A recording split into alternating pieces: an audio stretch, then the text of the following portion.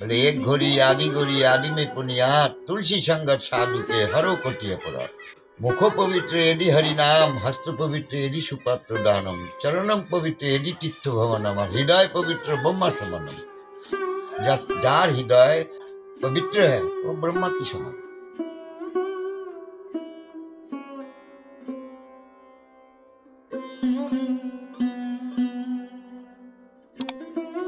Hello বন্ধুরা, good afternoon. Piu পৃথিবী চ্যানেলে তোমাদের অনেক অনেক স্বাগত।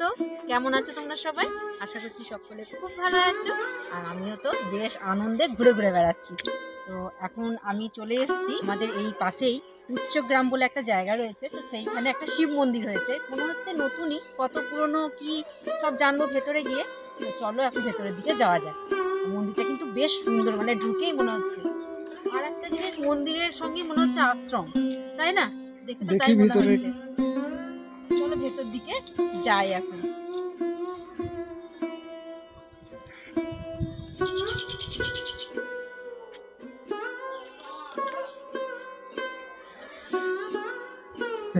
বাইরে থেকে ভেতরে ঢোকার রাস্তাতেই দেখলাম ছোট্ট একটা বাগান, আর বাগানের পাশ দিয়েই রয়েছে একটা সুন্দর শিব মন্দির। আর শিব মন্দিরের নিচেতে রয়েছে নন্দীদেব, এবং সেটা রং করা হচ্ছে, মানে যেহেতু সামনে শিবরাত্রি সেই উপলক্ষে রং করা হচ্ছে। আর আমরা সিঁড়ি দিয়ে উপরে উঠে চলে এলাম, তো দেখলাম দরজা খোলাই ছিল, বাবা ভোলানাথ স্বয়ং বিরাজমান। ছোট্টর মধ্যে মন্দিরটা কিন্তু বেশ সুন্দর, আর রেলিং দিয়ে চারিধারটা তো ঘেরা, তাই চারপাশটা কিন্তু ঘোরা যাচ্ছিল।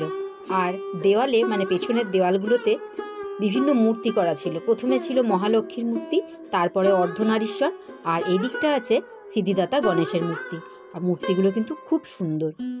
তোমাদের দাদা গণেশ ঠাকুর আর অর্ধনারীশ্বরের যে মূর্তিটা, সেগুলো কিন্তু বুঝতে পেরেছিল, কিন্তু পাশে যে মহালক্ষ্মীর মূর্তিটা রয়েছে সেটা বুঝতে পারেনি। আসলে কি জানো তো, আমরা তো সাধারণত জানি মা লক্ষ্মীর দুটো হাত, কিন্তু এখানে ছিল চারটে। তো সেই জন্য আমি আরও একবার দেখতে গেলাম যে সত্যি কি ওটা মহালক্ষ্মী। তো তারপর ওখানে গিয়ে দেখলাম যে মা মহালক্ষ্মীরই মূর্তি। মন্দিরটা সম্পূর্ণ দেখার পর আমি সিঁড়ি দিয়ে নিচে নেমে গেলাম। সিঁড়ির দুপাশে ছিল খুব সুন্দর সুন্দর ফুল গাছের টব। আর এই যে নন্দীদেব, এনার কিন্তু এখনও রং করা কমপ্লিট হয়নি, মোটামুটি হলেও চোখগুলো কিন্তু এখনও হয়নি। বেশ কালোর মধ্যে রংটা করেছে, দেখতে খুব ভালো লাগছে। আর এই সব কিছুই হচ্ছে শিবরাত্রিকে উপলক্ষ করে। শিব মন্দির থেকে নিচে নেমে আসার পর সামনে বড় চাতাল রয়েছে, মাঝখানে রয়েছে একটি তুলসী মন্দির, আর ঠিক তার সামনেই রয়েছে মা কালীর মন্দির। দেখতেই পাচ্ছ বন্ধুরা, মন্দিরের সামনেই রয়েছে শ্রী শ্রী রামকৃষ্ণদেব আর মা সারদা দেবীর ছবি। এই শিবরাত্রিতেই অমাবস্যা থাকতে থাকতেই মায়ের কিন্তু পুজো হবে। প্রথমে তো ভেবেছিলাম এটা একটা শিব মন্দির, তো ভেতরে ঢোকার পর বুঝতে পারলাম যে এখানে অনেক রকমের দেবদেবীর মন্দিরই রয়েছে। এখন রয়েছি হনুমানজির মূর্তির কাছে। এই মূর্তিটাতেও কিন্তু এখন রং করার কাজ চলছে।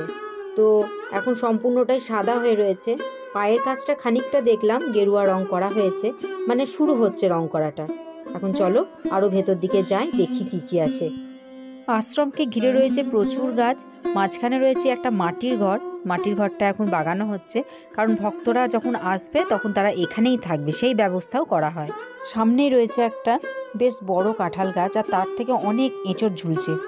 আর তারও সামনে রয়েছে একটা ছোট্ট পুকুর, আর পুকুরটাই শুনলাম যে অনেক রকমের মাছও নাকি পাওয়া যায়। সব মিলিয়ে বুঝলাম আশ্রমটা শিবরাত্রির উপলক্ষে এক নতুনভাবে সেজে উঠছে। আর এই আশ্রমে এসেই একজন মহারাজের সাথে আমাদের পরিচয় হয়ে যায়। তো চলো ওনার কাছ থেকে কিছু জ্ঞানের কথা আমরা শুনে নিই। আপনার নামটা বলুন। আমার নাম অরবিন্দপুরী মহারাজ। अरविंदपुरी महाराज। बोले एक घोरी आदि में पुनियात तुलसी संगत साधु के हरो कोटिया पुरात मुख पवित्र यदि हरिनाम हस्त पवित्र यदि सुपात्र दानम चरणम पवित्र यदि तीर्थ भवनम हृदय पवित्र ब्रह्मा समनम जार हृदय पवित्र है वो ब्रह्मा की समान।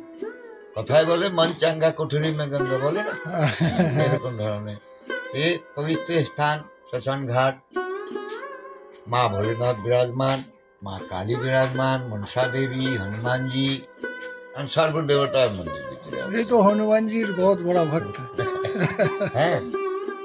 हर रोज हनुमान चालीसा पाठ करते हैं। और मेरी एक बेटी है, 14 साल की है, वो भी हर रोज हनुमान चालीसा पाठ करती है। हनुमान जी तो आप करो निताई गौर हर बोले ना, এখানে हरे कृष्ण हरे कृष्ण नाम। हाँ निताई गौर हरि बोल आदि जगत गुरु शंकराचार्य अवतार शंकर अवतार নিয়ে 10 নাম নাগা সন্ন্যাসী সংগঠন করে রাজা মহারাজা সাথ দিয়েছে একসাথে 500-700 ধুন নিয়ে ওই আমাদের ধর্ম প্রচার হিন্দু সনাতন ধর্ম প্রচার যেখানে আমাদের সনাতন ওখানে ঝান্ডা গিরে भागुआ झंडा ये धर्म की जय हो अधर्म का नाश हो प्राणियों में सद्भावना हो विश्व की कल्याण हो हर हर महादेव ये नारा दिलाम हमारे झंडा धीरे धीरे 5 साल में सन्यास নিয়েছে জগৎগুরু শঙ্করাচার্য 16 साल में ऑल इंडिया दिग्विजय করেছে ওদের থেকে অধ্যয়ন করেছে ওদের থেকে চেলা বানিয়ে বানিয়ে 4 মঠ বানিয়েছে বদ্রীনারায়ণ द्वारका जगन्नाथपुरी है चारों दिशा में 4 मठ যেখানে ওই 4 শঙ্করাচার্য থাকে এখন তো সব শঙ্করাচার্য মায়া মমতা মায়া ছাড়া কিছু জানি না আর অল ইন্ডিয়া में कुंभ मेला महाकुंभ देखें नागालैंड देखें इलाहाबाद उज्जैन हरिद्वार नासिक তারপরে মেলা আছে আমাদের গঙ্গা সাগর আছে বারবার গঙ্গা সাগর আমরা আসি আমরা কম বসি এই দুটা আখড়া ज़्यादा साधु বসে ওখানে বাঙা ভিক मांगना ভাই বসে के मार देना मार ठीक ठीक ठीक नहीं दिले गाली भी दी दिलो এই কি করতে এসেছি फिर कुल्लू मनाली अमरनाथ दारुण बहुत अच्छी जगह है এই সব জায়গা हम लोग মেলা করি আমাদের ভাগ্য ভালো এসে আপনার আজকে দর্শন পেয়ে গেলাম 4 বেদ 6 শাস্ত্র 18 পুরাণ এর ভিতরে কি আছে তীর্থ আদালত সাধু গুরু বৈষ্ণব সব নিয়ে ব্যাখ্যা তীর্থ যত তীর্থ আছে শিবালয় দেবালয় যেটা দেবী जी के 51 पीठस्थान আছে ভোলেনাথের আমার 22 ज्योतिर्लिंग আছে गया काशी वृंदावन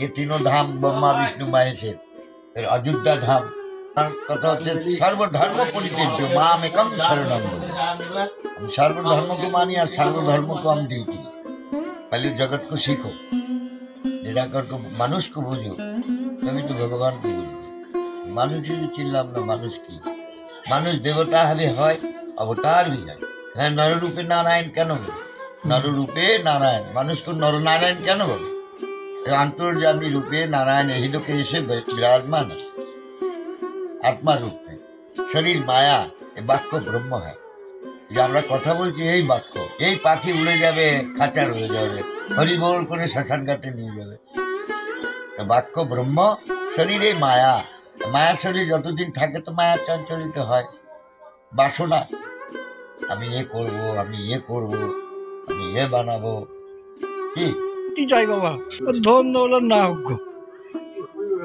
জানো বন্ধুরা আমরা ভাবতেও পারিনি এখানে এসে এরকম একজন মানুষের সঙ্গ পাবো ওনার কাছ থেকে জানতে পারলাম যে ওনার আসল বাড়ি উত্তরপ্রদেশে আর এই শিবরাত্রি উপলক্ষেই উনি এখানে আসেন ওনার সাথে গল্প করতে করতে কিন্তু অনেক কিছুই জানতে পারলাম আর এই গল্পের মাঝে উনি কিন্তু আমাদেরকে চা বিস্কুটও খাইয়েছিলেন গল্প শেষ করে যখন ওখান থেকে উঠে এলাম তখন দেখলাম হনুমানজির কিন্তু অনেকটাই রং হয়ে গেছে আর কি বলতো খুবই তাড়াতাড়ি ওরা করছে কারণ সামনেই তো শিবরাত্রি তো শিবরাত্রির আগেই সব শেষ করতে হবে আমার কিন্তু এখানে এসে দারুণ ভালো লাগলো আরও জিনিস একটা দেখলাম এই আশ্রমের পেছনে একটা মাঠ রয়েছে সেখানে মেলা বসছে শিবরাত্রি উপলক্ষে মেলাটা কিন্তু 7 দিন থাকবে তাই আমি ঠিক করেছি একদিন তো আসবই এরপর আমি বাড়ি ফিরবো আর ভিডিওটা আজ আমি এখানেই শেষ করছি আর আমার সমস্ত বন্ধুদেরকে জানাই আগাম শিবরাত্রির শুভেচ্ছা সবাই খুব ভালো থেকো সুস্থ থেকো